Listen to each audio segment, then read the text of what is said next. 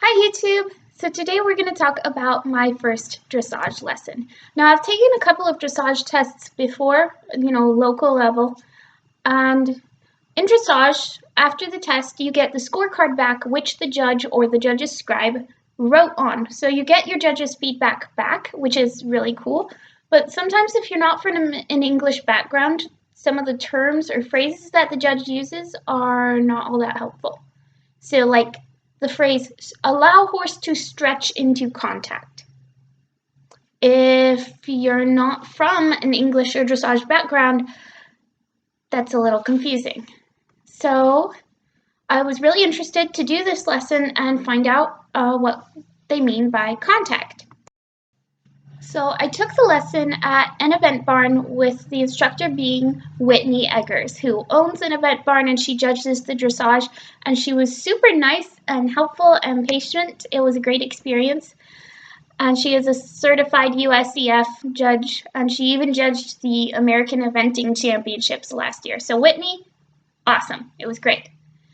And anyway, what I found out is that in dressage, by contact and connection, they mean that they want the horse to take the slack out of your reins and hold the line between your hands and the bit. And Whitney described it as being like a fish on the end of your line or a kite on the end of the string. You can feel it, it's there, it's steady, and they want the same kind of thing going on between your hands and your horse's mouth. And they want the horse trained to essentially hold a certain amount of tension or tautness in your reins. So the more slack you feed through the reins, the further away your horse's nose gets, and they'll continue to hold the line, or you could shorten your reins and make the line really short and they'll still hold it.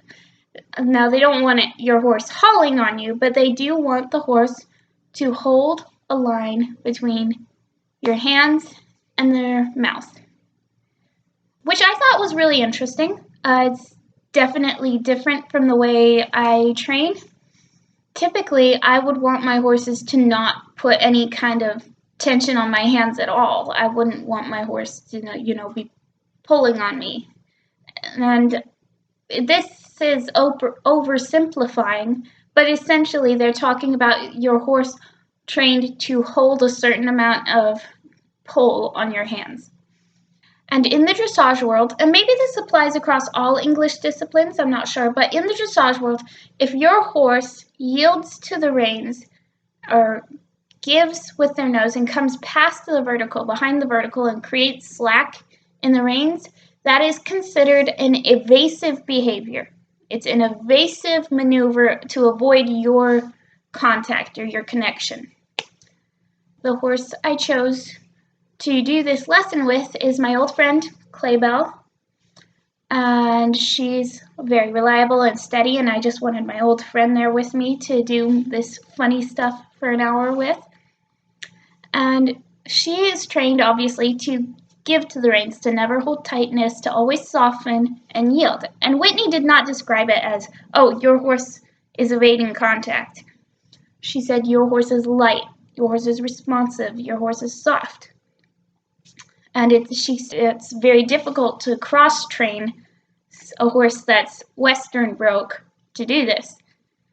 And I can see that being true, especially if you're talking about a horse that was broke to do like Western pleasure or reining, because you're talking about the horse constantly holding a line between your hands and his mouth versus there being slack between your hands and his mouth and controlling him with invisible cues from your legs and seat and whatnot. But it was really interesting. Whitney was really nice and I really enjoyed it. I'm not sure that I'm really going to pursue dressage, but I'm interested. And I'm definitely going to be doing a couple more tests at an event barn. If you haven't watched my last video, please check it out. It's also taken at an event barn. It's one of their jumping shows, which is actually how I wound up doing this dressage lesson. Over the course of the summer, I won a certificate for a free riding lesson with Whitney at one of the jumper shows. So definitely go to an event barn and do one of their jumper shows. They're awesome. So please comment what were your biggest questions about dressage, or what are your biggest questions about dressage. I have Whitney's phone number, so I'm going to ask her. I will link the Event Barn website and the Event Barn email in the description below. Please like, comment, subscribe, all that good stuff.